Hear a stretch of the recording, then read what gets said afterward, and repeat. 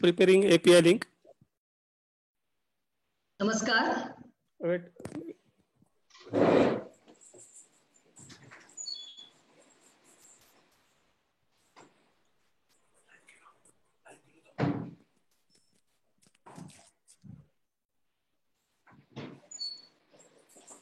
नमस्कार.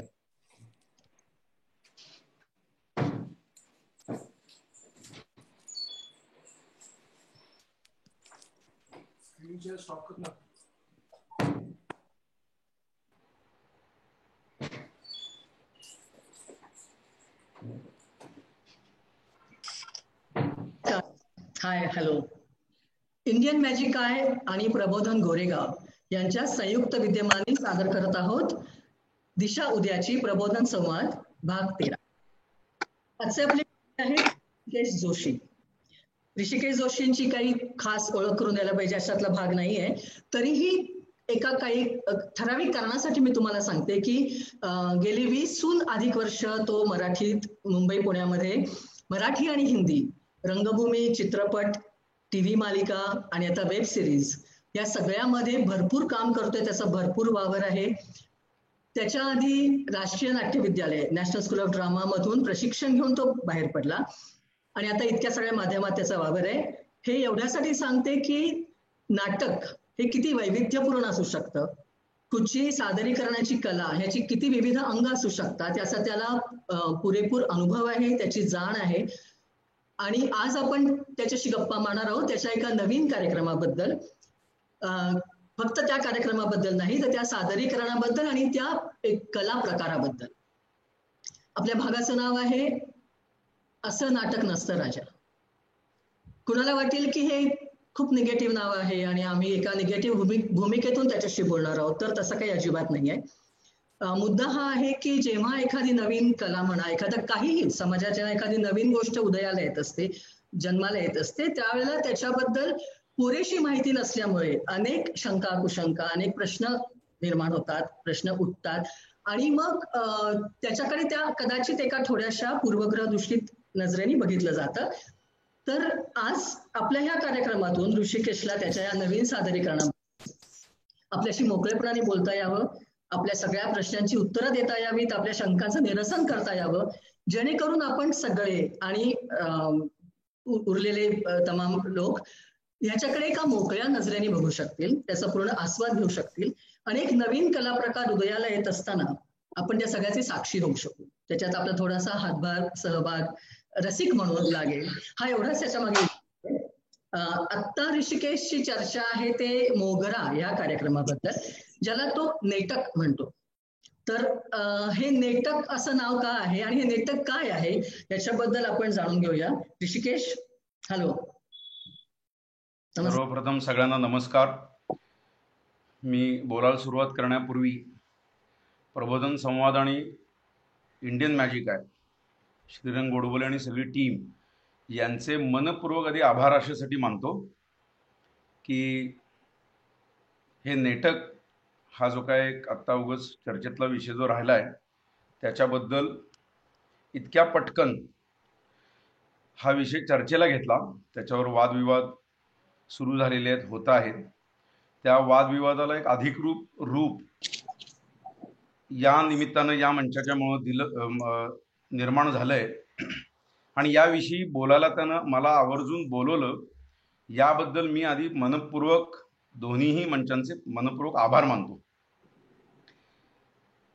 आता मी नेटक या विषयाबद्दल बोलेन की गेले 4 महिने नाट्यगृह बंद आहेत आणि पुढची 4-6 महिने ती सुरू होतील की नाही माहीत नाही आणि परदेशी परफॉर्मन्सेस जातील की नाही, नटांना जाऊन परफॉर्म करायला मिळेल की नाही याविषयी सगळ्याच खंडांमध्ये साशंकता आहे. म्हणजे अनेक खंडातल्या लोकांशी माझं बोलणं होतं, त्यावरून असं लक्षात येतं की वर्ष 1.5 वर्ष तरी नक्कीच कुठं जाता येणार नाहीये. बाहेरच्या देशात जरी जाता जरी आलं नाही तर अजून एक 4-6 महिने इथून पुढे जर नाट्यगृह सुरू झाली नाहीत तर ऍक्च्युली करायचं काय असा एक विषय डोक्यात सतत सुरूच होता. सुरुवातीचे 1-2 महिने असेच गेले, कधीतरी लगेच सुरू होईल असं वाटत होतं. सोशल मीडियाचा वापर ज्या पद्धतीनं वेगवेगळ्या कलांच्यासाठी होतो आहे त्याच्यात मला एक अशी शंका सारखी म्हणजे सोशल मीडियाचा एक ओव्हरऑल अभ्यास करताना असं वाटतं की सोशल मीडिया हा पर्सनलाइज गोष्टींसाठी वापरला गेला तर कम्युनिटीज निर्माण होतात, पण सोशल मीडिया त्यानं मार्केट निर्माण होत नाही. मार्केट जर निर्माण करायचं असेल तर आर्ट फॉर्म असल्याशिवाय मार्केट क्रिएट होऊ शकत नाही. आणि नाटक ही अतिशय ज्याला आपण एक मूलभूत कला म्हणू शकतो मराठी माणसाचा, त्याच्याशी अतिशय जीवाभावाचा संबंध आहे. आणि नाटक मिस करतोच कुठलाही. मी तर रंगभूमीचा कलावंत आहे आणि ज्या पद्धतीने या माध्यमाचा वापर होतो किंवा होत आला आहे याच्यामध्ये एक जिवंत अनुभव नाटकासारखा नाटकाचा देता येईल का असा माझा विचार सुरू होता. मी एक 4 वेगवेगळ्या दिशांनी याचा अभ्यास केला. सर्वप्रथम मी ॲक्च्युली टेक्नॉलॉजी जी काही 70-80% माहिती आहे, उपलब्ध तंत्रज्ञान जे माहिती आहे, स्वाभाविकपणे त्याचाच वापर करून हे होणार आहे. याचं एकूण हे कसं दिसू शकणार आहे याचा अंदाज घेतल्यानंतर मला असं लक्षात आलं की जे नाटक प्रेक्षागृहामध्ये समोर बसून जे आपल्याला बघायला मिळतं तसाच्या तसा थेट अनुभव जिवंत कलाकृती सादर करत असताना इंटरनेटच्या माध्यमातून आपण जेव्हा लोकांच्या समोर पोहोचतो, प्रेक्षक समोर नाही आहेत, कलावंत समोर नाही आहे, आणि हे जे पोचण्याचा हा जो पूल आहे हा नवीन तंत्रज्ञानाचा आहे. हा तंत्रज्ञानाचा पूल पार करून प्रेक्षकांच्या समोर जिवंत कला सादर करायची असेल तर नाट्यगृहात दिसलं जाणारं जे नाटकाचा थेट अनुभव तसा जरी नसला तो नसणार आहे. म्हणून तो अनुभव काय असेल तर तो अनुभव नेटक हा असेल याविषयी मी ठाम होतो. आणि म्हणून मी जे काय हे हा एक प्लॅटफॉर्म अत्यंत त्याला योगायोग म्हणूया किंवा उद्देश म्हणूया किंवा प्रयत्न म्हणूया यातनं जो निर्माण झाला त्याविषयी मी ठाम होतो की याला मी मुळात जे काही सादर करतो त्याला मी मुळात नाटक म्हणतच नाही, मी कधी म्हटलेलंच नाही आहे. ते नेटक आहे, पण ते नाटकाशी अतिशय साधर्म्य राखू शकणार आहे आणि ते राखता येणार आहे यासाठी मी विशेष प्रयत्न केले. आणि मला लोकांच्या प्रतिक्रिया अशा आल्या की नाटक बघितल्याचा अनुभव मिळतो. तो कशामुळे आला आणि काय ते तपशिलात मला नंतर सांगता येईलच. पण नाटकाला आवश्यक काय असतं? पार्श्वसंगीत, नेपथ्य, प्रकाश योजना, मग आहार अभिनय म्हणून तुम्हाला कॉस्ट्युम्स, मेकअप आणि हे सगळं करता येतच. जेव्हा म्हणजे मी आत्ता ज्या पद्धतीनं जी स्क्रिप्ट निवडली आणि जे नेटक हे माध्यम ज्या पद्धतीनं क्रिएट होऊ शकतं असं मला जे वाटलं, त्याच्यात सगळ्यात महत्त्वाचा घटक आहे तो म्हणजे कॉन्टेंट, म्हणजे स्क्रिप्ट. आणि त्याच्यामधली उपलब्धता, त्याच्यामधल्या शक्यता ह्या इतक्या विपुल आहेत, म्हणजे अशा बऱ्याच संहिता आहेत की ज्या प्रत्यक्ष रंगमंचावर पण कदाचित सादर होऊ शकणार नाहीत, पण या नेटक प्लॅटफॉर्ममध्ये नक्की होऊ शकतात. किंवा इंटिमेट थिएटर ज्या पद्धतीचं आहे त्याला अर्थकारणाची बरीच कसरत आहे, जे तितक्या सहजगत्या होत नाही. किंवा एखादी कलाकृती सहजगत्या सर्व प्रेक्षकांपर्यंत पोहोचणं, त्याचा प्रवास आहे, खर्च आहे, सगळ्याच पद्धतीचा लॉजिस्टिक्स आहे, सगळ्याच पद्धतीचा विचार करता ती नाही जाऊ शकत. तेव्हा हा एक असा प्लॅटफॉर्म आहे की ज्याच्यामध्ये शिल्लक राहिलेली अशी मधली बरीच अशी गॅप आहे जी या प्लॅटफॉर्मने आपल्याला क्रिएट करता भरून काढता येऊ शकते. याच्यावर माझा ठाम विश्वास अजूनही आहे आणि त्याचाच मी प्रयत्न करायला सुरुवात केली. आणि मग मला असं लक्षात आलं की हे जर माध्यम अतिशय सकसपणानं, म्हणजे एखाद्या नाटकासाठी जेवढ्या तालमी घ्याव्या लागतात त्याच तालमी याच्यामध्ये घेतल्या, याच्यामध्ये ॲस्थेटिक व्हॅल्यू कशी मेंटेन करता येईल. कलाकार जेव्हा एखादी संहिता व्यवस्थित तयार करून आणि त्याच्यावर अभिनयाचं काम, त्या ऑब्व्हियसली नाटक आहे म्हटल्यानंतर, म्हणजे नाटकाच्या सादरमय आहे म्हटल्यानंतर तो आपण त्याच्या रिहर्सल्स करतो. मग मला ते पार्श्वसंगीत ह्याच्यामध्ये आणता आलं, मला प्रकाश योजनेचा विचार ह्याच्यामध्ये करून त्याच्या विपुल शक्यता हाताळता आल्या. माझा प्रयोग सकाळी 7ला सुद्धा होऊ शकतो, दुपारी होऊ शकतो, संध्याकाळी होऊ शकतो, रात्री होऊ शकतो. हे आत्ता या मोगराच्या बाबतीत आहे. आणि मला असं लक्षात आलं की मी आता कन्स्टंट असं आहे की कुठलेही 2 कलाकार एका ठिकाणी एकत्र येऊ शकत नाही आहेत. म्हणून मी संहिता अशी निवडली आत्ताच्या या पहिल्या प्रोडक्शनसाठी की सगळे कलाकार त्यांच्या त्यांच्या घरात आहेत. माझा कन्सोल पुण्यामधनं ऑपरेट होतो, माझा ग्राफिक डिझायनर आहे बेळगावमध्ये, माझा दुसरा एक डिझायनर आहे कोल्हापूरमध्ये, माझा टेक्निकल इंजिनियर आहे पुण्यात विमाननगरमध्ये, सर्व कलाकार वंदनाथ गुप्ते या दादरमध्ये, स्पृहा भार्गवी गोरेगाव, गौरी देशपांडे ही अभिनेत्री औरंगाबादमधून काम करते आणि मयुरा ही घोडबंदरहून काम करते.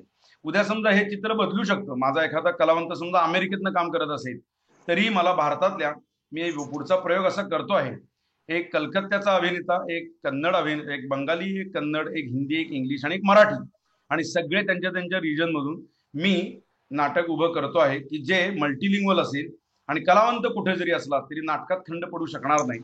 आता याच्यासाठी लागणारी जी तंत्रज्ञानाची जी काही जोड आहे त्याच्याबद्दल भरपूर काम करतो आहे आणि त्याच्यामध्ये अजून आम्हाला भरपूर वाव आहे सुधारणेचा. आता काही अडचणी आता या लॉकडाऊन पिरियडमुळे अशा आहेत की काही गोष्टी पोहोचू शकलेल्या नाही आहेत, पोहोचू शकत नाही आहेत काही नियमांमुळे, काही सरकारी नियमांमुळे. पण काय एक्झॅक्टली करायचं आहे हे पुढच्या काही दिवसात मला अगदी म्हणजे आता जे मी ज्या माध्यमातलं करतोय उद्यापासूनचा हा नेटकचा मोगराचा प्रयोग हा डिजिटल फुल HD मध्ये लोकांना बघायला मिळणार आहे. आणि या असंख्य शक्यता लक्षात घेता एक नवीन माध्यम ज्याला मी नेटक असं म्हणतो, अन्य कुणी काही म्हणू शकतं, हे उपलब्ध करता किमान आत्ता तरी आलेलं आहे आणि याच्यामध्ये शक्यता मला दिसते आहे जेणेकरून पुढे भरपूर विपुल असा वाव आहे या कामामध्ये. बरं ऋषिकेश, तू बऱ्याचशा गोष्टी कव्हर केल्यास आमच्या प्रश्नातल्या, पण तरी त्यातल्या प्रत्येक मुद्द्याबद्दल मला वेगळं काही म्हणायचं आहे. पण आपण आता आधी सुनील बर्वेकडे जाऊया, कारण मी पण थिएटर ऑनलाईन असा एक बराचसा साधर्म्य असणारा प्रयोग केलाय, तर त्याला ह्या सगळ्याबद्दल काय वाटतं? त्याच्यासमोर आव्हानं आहेत का त्याला पुढे काय करायचंय, त्याला काय लक्षात आलं हे सगळं करताना, हे आपण आधी त्याच्याकडून ऐकूया. सर्वप्रथम नमस्कार. प्रबोधन गोरेगावचे आणि IME चे ऋषानी खरं तर सगळ्यांचे आभार मानलेले, त्यामुळे आता परत परत तेच करण्याची आवश्यकता नाहीये. आणि ऋषानी बऱ्याच गोष्टी कव्हर केलेल्या होत्या, त्याच जवळजवळ माझ्याही भावना होत्या गेल्या 4 महिन्यांमध्ये, जे काही आपल्या लॉकडाऊन मध्ये आपण घरी बसलो होतो तेव्हाच्या. फक्त मला असं लक्षात आलं की सगळे कलाकार जे आहेत ते स्वतःला कुठल्या तरी वेगवेगळ्या पद्धतीने त्यांचं जे काही टॅलेंट आहे ते डिस्प्ले करण्याचा प्रयत्न करत होतं सुरुवातीच्या काळामध्ये सोशल मीडियावरून. आणि नंतर नंतर मग ते वेगवेगळ्या प्लॅटफॉर्मवरून त्यांचे इंटरव्ह्यूजही होत होते आणि अशा बऱ्याच गोष्टी चालू होत्या. पण कालांतराने 3 महिन्याच्या काळामध्ये त्या हळूहळू कुठेतरी त्यांच्यामध्ये मोनोटनी आली, त्यांच्यामध्ये थोडासा ग्लूम आला, काय म्हणतात त्याला, शिथिल झाले थोडेसे, किंवा त्यांच्यातली जी पहिल्यांदी उत्स्फूर्तता होती ती थोडीशी कुठे कुठे कमी होऊ लागली. आणि मला असं वाटलं की, आणि त्या काळात मी जेव्हा मे मध्ये डिझाईन केलं तेव्हा तर शूटिंगचं सुद्धा काही भविष्यात लवकर सुरू होईल असं चित्र दिसत नव्हतं. नाटक तर सगळ्यात शेवटचं मला वाटतं पर्याय असणार आहे, किंवा ते सगळ्यात शेवटी ओपन होईल, नाट्यगृह आणि सिनेमागृह असं एकूण चित्र आहे. तर मला असं वाटतं की ही सगळी कलाकार मंडळी जी बिचारी घरात बसलेली आहेत, कुठे कुठे आपापल्या गावी गेलेत. मी एक सिरियल करतोय सहकुटुंब सहपरिवार, त्या मालिकेतली मंडळी सुद्धा त्यांच्या त्यांच्या गावी गेलेत आणि ती मधून मधून फोन करतायत, खूप कंटाळा आलाय दादा, काय करायचं काय करायचं. अजूनही आपल्या रंगभूमीवरची बरीचशी मंडळी आहेत, ती सुद्धा फोन करून विचारत होती की दादा काय करायचं, कंटाळा येतोय, कधी नाटक सुरू होईल. तर मला असं वाटलं की या सगळ्यांना घेऊन काहीतरी आपल्याला करायला हवं. आणि नाटक हे, जसं ऋषानी सुद्धा सांगितलं की नाटक ही गोष्ट त्या थिएटरमध्ये जाऊन 3 घंटा झाल्यानंतर, तो पडदा उघडल्यानंतर, मग तो एक उत्तमसा घराचा सेट असेल किंवा कुठला तरी सेट असेल तो पाहणं, आणि ती सगळी जिवंत पात्र तिथे एखादं आपल्यासमोर नाटक उभं करणं, हा नाटकाचा अनुभव आहे, तो इतर कुठल्याही माध्यमातून आपल्याला मिळू शकत नाही, कधीच मिळू शकत नाही. आधी सुद्धा असे परिणाम जेव्हा सीडीज हा प्रकार आला होता आणि नाटकांचे व्हिडिओ कॅसेट्स हा प्रकार आला होता, तेव्हा सुद्धा लोकांना असं वाटलं होतं की नाटकाला भीती आहे की काय. आणि ऑनलाईन माझं थिएटर असं माझ्या उपक्रमाचं नाव असल्यामुळे मलाही लोकांनी, काही मॅनेजर्सनी फोन करून विचारलं की अरे आता म्हणजे आम्ही बॅकस्टेजवाल्यांनी काय करायचं, किंवा म्हणजे तुम्ही नाटक जर का असं ऑनलाईन करू लागलात तर मग बुकिंग क्लार्क्स आहेत त्यांचं काय होईल, असे काही निर्मातेही चर्चा करू लागले वगैरे. तर म्हणून मी त्या माझ्या पहिल्या पत्रकार परिषदेत किंवा जेव्हा मी पहिल्यांदा या उपक्रमाविषयी सांगितलं तेव्हा असं म्हटलं की इथे नाटक तुम्हाला दिसणार नाहीये, तर इथे एक वेगळ्या पद्धतीची कॉम्पिटिशन असणार आहे. आणि रादर मी त्याला एक स्वरूप असं टुर्नामेंट सारखं दिलं होतं, आणि त्याच्यामध्ये कुठलाही इंडिव्हिज्युअल कलाकार कुठल्याही दुसऱ्या इंडिव्हिज्युअल कलाकाराबरोबर कॉम्पीट करणार नव्हता. तर हे सगळे कलाकार त्यांच्या टीम्स पाडल्या जातील, ज्या ऑनलाईन सगळ्यांच्या समोर टॉस पाडून, जसं आपण लहानपणी क्रिकेटची किंवा कबड्डीची टीम पाडायचो की टॉस केला आणि मग 2 कॅप्टन्स मागायचे की मला हा पाहिजे, मला तो पाहिजे, तशी टीम्स पाडल्या आणि त्या टीम्स मध्ये आम्ही मॅचेस खेळल्या. सो असा एक वेगळ्या प्रकारची कल्पना मला सुचली, आणि मला असं वाटलं की यांनी काय होईल की सगळे कलाकार जिथे कुठे आहेत तिथे तिथे त्यांना त्यांच्या तिकडनं ते झूम माध्यमाद्वारे आपल्यापर्यंत पोहोचू शकतील. त्यांची कला त्यांना, if they want to just sharpen it, तर मे बी ते सुद्धा होऊ शकेल. काही कलाकार स्वतः लिखाण करून त्यांचे परफॉर्मन्सेस चांगले करू शकतील, किंवा कदाचित काही लिहिणारे नसतील कलाकार, तर ते मुद्दामून या कारणाने लिहायला लागतील. आणि हा एक कम्प्लीट एक्सरसाइज सगळ्या कलाकारांसाठी, आपल्यासाठी, या सगळ्यांसाठी असेल. ह्या उद्देशाने खरं तर मी ऑनलाईन माझं थिएटर ही ऍक्टिव्हिटी राबवायचं ठरवलं. आणि ऑनलाईन माझं थिएटर हे करण्यामागे उद्देश सुद्धा तोच होता, की सुरुवातीला मला वाटलं की काही कलाकार नुसतं स्क्रिप्ट वाचतील, अभिवाचनं करतील, कविता वाचनं करतील. नंतर मग मी त्यांना सांगेन की तुम्ही आता सेटचा वापर करा, म्हणजे ते घरातलं जे काही फर्निचर असेल त्या फर्निचरवरती जाऊन बसतील, तिकडनं एखादा काहीतरी मोनोलॉग म्हणतील, असं माझ्या डोक्यात होतं. नंतर मी त्यांना सांगेन की तुम्ही थोडंसं लाईट्सचा वापर करा, आणि नंतर तुम्ही एखाद्या नाटकाचं काहीतरी सादरीकरण करा. हा माझ्या डोक्यात ऍक्च्युली ग्राफ होता त्या 4 आठवड्यांचा. म्हणजे एकूण जी थिएटरची आपला जो थिएटरचा प्रवास असतो, आपण स्क्रिप्ट वाचतो, सेटवरती जातो, लाईट्स, म्युझिक येतं, आणि मग आपण एक फायनली नाटक आउटपुट देतो. So that was the idea behind this entire project, आणि म्हणून त्याचं नाव मी ऑनलाईन माझं थिएटर असं ठेवलं. पण या पलीकडे म्हणजे माझ्याकडे खरं तर काही सांगण्यासारखं नाहीये. मी नाटक करणारा माणूस आहे. परवा जेव्हा संदीप पाठकनी त्याच्या सादरीकरणामध्ये टाळी हा विषय होता, दे टाळी हा विषय होता, आणि त्यांनी रंगमंचाचं मनोगत व्यक्त केलं, तेव्हा खरंच डोळे भरून आले. कारण त्याचं म्हणणं होतं की विष्णुदास भावेंपासून मी, म्हणजे रंगमंच, मी ह्या टाळ्यांवरती जगतोय, आणि आज 3 महिने झाले आणि मी एकही टाळी ऐकलेली नाही. तर इथून पुढे माझं काय होईल, कसं होईल, तुम्ही सगळे परत याल ना कलाकार? तर मला खरंच गलबलून आलं. मला असं झालं की खरंच आपण गेलो नाहीये कित्येक दिवसात शिवाजी मंदिरला किंवा दीनानाथच्या स्टेजवरती. तर मला असं वाटतं की ते काही कुठे जाणार नाहीये. नाटक आपण करत राहणार आहोत, आणि पुढची अनेक युग ते करत राहू. त्यामुळे ज्यांना ही भीती असेल की नाटकाचं काय होईल असं काही ऑनलाईन झालं तर त्यांनी भीती बाळगण्याचं पहिल्यांदा काहीच कारण नाही असं मला वाटतंय. बाकी खूप वेगवेगळे अँगल्स मांडले, पण तुमच्या दोघांनीही जे उत्तर आली त्याच्यावरून त्याचा एक व्यावहारिक दृष्टिकोन स्पष्ट झाला की आता लॉकडाऊनच्या काळात आपण एकत्र येऊ शकत नाही आहोत, एकत्र नाटक करू शकत नाही आहोत, म्हणून हा एक पर्याय आहे. ओके, त्याच्याबद्दल पण बरंच म्हणण्यासारखं आहे. पण मला आता प्रश्न विचारायचा आहे तो प्रेक्षकांच्या बाजूने, की आज त्यांना जर नाटक बघता येत नसेल तरी पण त्यांना आज इतके पर्याय उपलब्ध आहेत ना. एकतर पूर्वी झालेली नाटकं आज परत तुम्ही नेटवरती बघू शकता. त्याच्यानंतर टीव्ही सिरीज तर आहेत, तसेच जुने एपिसोड्स आहेत, सिनेमे आहेत, आणि आता वेब सिरीज आहेत. मग त्यांनी नेटककडे जर नाटकाच्या जवळचा अनुभव म्हणून यायचं असेल तर मग ते सगळं त्यांना त्याच्यात मिळतं का? आता एक cinema option to entertain themselves. परत एकदा विचारा. का करतो ते, पण त्यांनी का बघावं?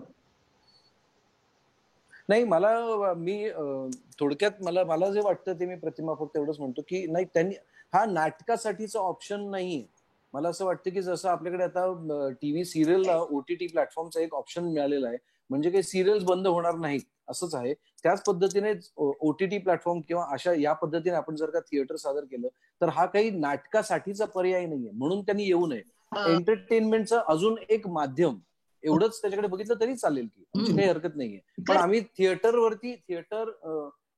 शी संबंधित ज्या काही ऍक्टिव्हिटीज करू इच्छितो त्या ऍक्टिव्हिटीज कदाचित तिथे त्यांना पाहता येतील, हाच त्याच्या मागचा माझा तरी हेतू. हे झालं तुझं म्हणणं, पण ऋषिकेश दलाचे नाव पण नेटक आहे आणि ते जाणून बुजून दिलेलं आहे की नेटवरचं नाटक असंच ते आम्हाला ऐकू यावं. शिवाय त्याचं नाटक सुरू होताना एक मखमलीपणा दिसतो, आणि त्याचं म्हणणं पण आहे की नाटकाच्या सगळ्यात जवळ जाणारा अनुभव आम्ही तुम्हाला देऊ. म्हणून हा प्रश्न होता की नाटकाच्या जवळ जाणारा अनुभव खरोखरच प्रेक्षकांना मिळतो का? कारण मला मोगरा फार आवडलं, हे आधी मी सांगते. पण आपण जसं म्हटलंय की त्याच्यातल्या सगळ्या ज्या प्रश्नांच्या आपण आता चर्चा करतोय म्हणून हे प्रश्न आहेत.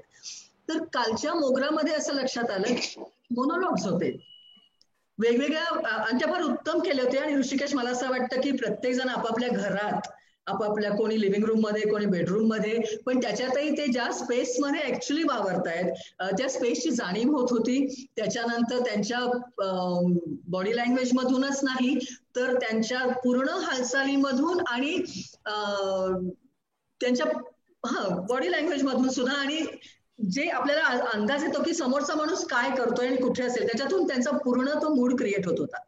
पण तरी सुद्धा संवाद हा महत्वाचा आहे ना. दोन माणसं, मोनोलॉग हा असू शकतो, पण हा झाला कालच्या मोगराचा भाग, उद्या जेव्हा तू दुसरं काहीतरी करशील तेव्हा हीच पद्धत असू शकत नाही. किंवा एखादी कॉमेडी जर करायची झाली तर मग कॉमेडीचं एडिटर सेट करणार आहे का, किंवा कॉमेडीला जी हशा आल्यानंतर आपल्याला एक एनर्जी मिळते त्याचं काय, किंवा तुम्ही नेहमी म्हणत असता की आम्हाला नाटक का आवडतं तर समोर एक ऑडियन्स असतो आणि त्याच्यातून आम्हाला एनर्जी मिळत असते, राहत असते, मग त्याच्याशिवाय तुम्ही करता हे कौतुकास्पद आहे. मला तर काल वाटलं की खरोखरच समोर ऑडियन्स नसताना ते हाय ठेवणं, ते कॉन्सन्ट्रेशन ठेवणं आणि त्या पद्धतीने ते पूर्ण ग्राफ त्याचा तयार करणं हे अवघड आहे खूप. ते त्यांनी केलं, पण मग त्याच्याबद्दल आम्हाला थोडं आणखीन सांग की ते कसं जमवलं किंवा ते काय केलं, किंवा हे सगळं नसताना उद्या तू परत दुसरं करशील का असेच मोनोलॉग केले तर मग कदाचित लोकांना ते आवडेल का, ते बघतील का, हाच त्याचा फॉर्म आहे का? मला थोडंसं अगदी थोडक्यात पण मला त्याचं विस्तृत उत्तर द्यायला अगदीच आवडेल. आता म्हणजे ही सगळी प्रोसेस जेव्हा सुरू झाली ती 1.5-2 महिन्यापूर्वी झाली, तेव्हा ऍक्च्युली प्रत्येक एरिया सील डाऊन होता, म्हणजे कोणी कोणाकडे जाऊच शकत नव्हता. म्हणून मला वैयक्तिक म्हणजे याच्यातला एक उपभाग असा आहे की अनेकांना असं वाटलं की नाटक म्हणजे एकमेकांशी बोललं म्हणजेच नाटक आणि मोनोलॉग म्हणजे नाटक नसतं. याविषयी मला म्हणजे मी एक प्रशिक्षित नट आहे, मी नाही सांगतो, मी त्याबद्दल येणार तुमच्या प्रश्नाचं उत्तर देणार आहे मी. मला त्यांना उत्तर या निमित्तानं म्हणजे तुम्ही विचारलं हा तर तुम्ही विचारलं जरी नसलं तरी हा एक जो प्रश्न आहे त्याचं एक छोटंसं उत्तर सगळ्यांनाच मला द्यायचं आहे की शेवटी मोनोलॉग हा नाटकाचाच भाग असतो. शेक्सपियर पासून आतापर्यंत, आणि सचिन खेडेकरचा मौन राग काय किंवा वराड निघाले लंडनला काय, हे सगळे नाट्यप्रयोग म्हणून आपण सगळे बघत असतो. सुमित राघवनचा नॉक नॉक सेलिब्रिटी काय. आत्ताची तात्कालिक अडचण म्हणून ही स्क्रिप्ट मी निवडली, आणि त्याचे सगळ्यात महत्वाचं कारण याच्यामध्ये तंत्रज्ञानाचा वापर करून नाटक जेव्हा करायचं आहे तेव्हा सुरुवातीला सगळ्याच पद्धतीचे एक्सपेरिमेंट पहिल्याच झटक्यात करणं असं मला करायचं नव्हतं, कारण हा प्रयोग फिजिबल करणं, प्लॉजिबल करणं हे मला आधी जास्त गरजेचं होतं. नटांवर स्वतंत्ररित्या काम केल्यानंतर ते मोनोलॉग जरी असले तरी त्याच्यामध्ये एक सूत्र आहे, त्याचा एक संपूर्ण वेगळा नाट्य अनुभव म्हणून पण मला ते अपेक्षित आहे. आता तुमचा जो दुसरा प्रश्न आहे की संवाद, याच्यासाठी आता ऍज इट इज व्यवस्थित काम माझं चाललेलंच आहे, आणि ते असं चाललेलं आहे की त्याच्यामध्ये थोडीशी टेक्नॉलॉजिकल एक म्हणजे मला फार म्हणजे हा एक मला जरा मजेशीर अनुभव आला, त्याचं मला फार आश्चर्य वाटतं आहे की ज्या एका प्लॅटफॉर्मसाठी ज्या एका तंत्रज्ञानामधून हे करतोय त्याची एक त्या तंत्रज्ञानाची मर्यादा म्हणून होती. मी अगदी उदाहरण सांगतो की झूमवरच्या ज्या विंडो असतात, म्हणजे आता पण आपण झूमवर आहोत, तर याच्यामध्ये असं आपल्याकडे ती सोयच नाही आहे की मी एक विंडो डाव्या बाजूला 1 नंबर श्रीरंग गोडबोले या डाव्या बाजूला पहिल्या ह्याच्यामध्ये, प्रतिमा कुलकर्णी दुसऱ्यामध्ये, मणी तिसऱ्यामध्ये, सुनील बर्वे चौथ्यात, मला हे असं मला बरोबर त्यांना डिझाईन करता येईल. मला त्याचा जर ऍक्सेस असेल ना तर तसं मी नाटक नक्की लिहू शकतो, आणि माझ्या डोक्यात आहे ते.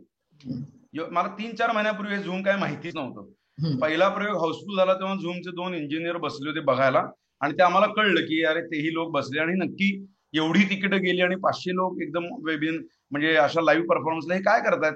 तर त्यांच्याकडनं त्यांना हे लक्षात आलं की तिथला तो इंजिनियर शेवटी ते इंडियन आहेत तिथले सगळे. हे मला त्या सगळ्या प्रोसेसमध्ये हेही कळले की ते झूम काय चायनाचं नाही आहे, माणसानं बनवलंय ते, पण त्या अमेरिकेची मालकी आहे.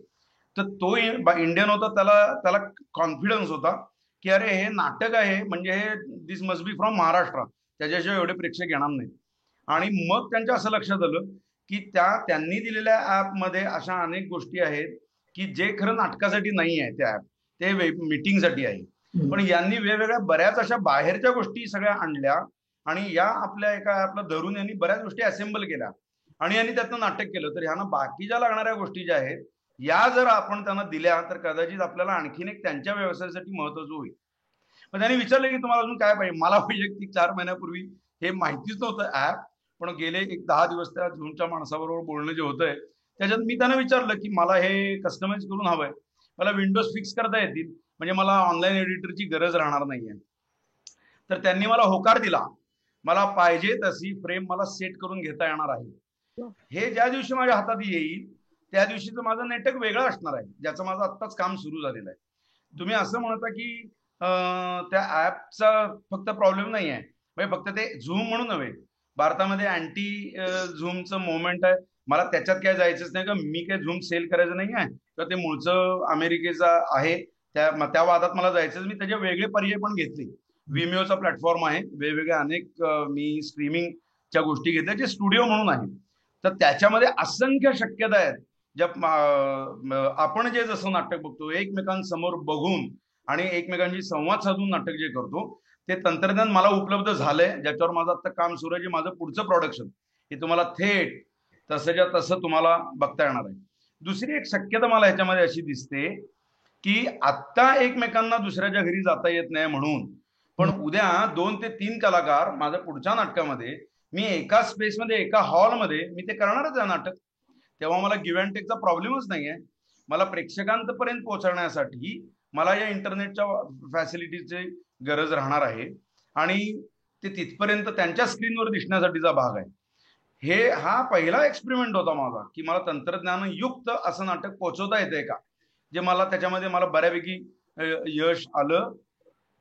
आणि आता मला ते एका स्पेसमध्ये कलाकार एकत्र आल्यानंतर ऑब्व्हियसली आपल्याला पाहिजे तसं सेट लावून उत्कृष्टरित्या त्याचं डिझाईन करून मला ते परत कॅमेऱ्याच्या माध्यमातून जाणारं जरी असलं तरी त्याची थिएट्रिकॅलिटी ठेवता येणार आहे याची मला खात्री आहे. आता ते करून दाखवल्याशिवाय मला सांगता येणार नाही की कसं. त्याच्यामुळे एक एक पाऊल पुढे गेल्यानंतर दुसरा तुमचा मुद्दा जो होता रिॲक्शनचा, आता हे मी अजिबातच काही असं सांगणार नाही की हा मुद्दा तुमचा बरोबर आहे की समोर प्रेक्षक असतो तेव्हा त्यांचा प्रतिसाद येतो. सांग मला काय म्हणायचंय की रिॲक्शन जेव्हा लाईव्ह असतात तेव्हा कम्प्लिटली वेगळं असतं आणि एडिटर जेव्हा ठरवणार असेल ना की ही रिॲक्शन मला इथे टाकायची आहे, त्यावेळेला त्या नटांचा जो प्रोसेस असतो तो कदाचित तुला दिसणार नाही, दिग्दर्शकाला जे म्हणायचंय ते कदाचित दिसणार नाही, कारण इट्स हॅपनिंग देअर. असं नाही की तू ठरवून डिझाईन करून आपण लॅब मध्ये नाही एडिट केलंय ते. मला व्यवस्थित ते हातात एकदा त्या गोष्टी आल्या, मला ऑनलाईन एडिटरची गरज लागणार नाहीये. मला सीन फक्त एका सीनवर दुसऱ्या सीनला जाताना म्हणून जे ब्लॅकआउट्स करतो आपण किंवा काय, त्यासाठी मला एडिटरची गरज लागेल. अदरवाईज नटांचं काम अंतर्गत जे रिॲक्शन ऍक्शन रिॲक्शन जे आपण म्हणतोय ती एडिटरवर सोपवण्याचा भाग माझ्यासाठी नसणारच आहे, हे मी नक्की सांगू शकतो. म्हणजे त्याची मला नितांत खात्री आहे. कारण ऍक्च्युली खरं सांगायचं म्हणजे जे काम हातात आलं तो प्रयोग आता बघतोय. गेल्या काही दिवसांमध्ये जे ऍक्च्युली जिथपर्यंत पुढे मी गेलोय ते जर अजून 15 दिवसानंतर 1 महिन्यानंतर मला तुम्हाला दाखवता येईल की एक्झॅक्टली अजून कसं ते डेव्हलप होऊ शकणार आणि अजून कशा पद्धतीने दिसू शकणार आहे आणि त्याच्या मेस्मरायझिंग शक्यता मला दिसत आहेत. आता मला असंही लक्षात आलं की ऍक्च्युली रंगभूमीवर आपल्याला जो इफेक्ट अपेक्षित असतो तो फिजिकल थिएटर असल्यामुळे काही वेळेला शक्य नसतो. त्याच्यामध्ये अर्थकारणही आहे, फिजिकॅलिटी आहे आणि ती स्पेस तशी डिमांड करत नाही. पण मला तुम्ही सांगा की माझ्याकडे आता मी एक ऍप वापरून आता एक्सपेरिमेंट करतो आहे. ऍक्टर परफॉर्म करतोय समोर आणि मी डिझाईनच अशा पद्धतीने करतो आहे, पण तो एका वेळेला 50 वेगवेगळ्या ठिकाणी जातो आहे. मला माझी बॅकग्राऊंड व्यवस्थित, मग तो मरीन लाईन्सला बसलेला आहे, तिथं त्याचं चाललेलं आहे आणि एकदम तो पुढच्या झटकन सीन मध्ये घरात शिरलेला आहे. माझं घराचं दृश्य बदलत आहे. शेवटी दृश्य माध्यम मागचं कसं बदलता येणार आहे हे नटाच्या अभिनय क्षमतेवर आहे. असलेल्या तंत्रज्ञानाला प्लॉजिबल बनवण्यासाठी अभिनयाची वेगळी शक्यता आहे आणि वेगळ्या चॅलेंजेस आहेत. ते नटाला सतत अभिनयातून ती स्पेस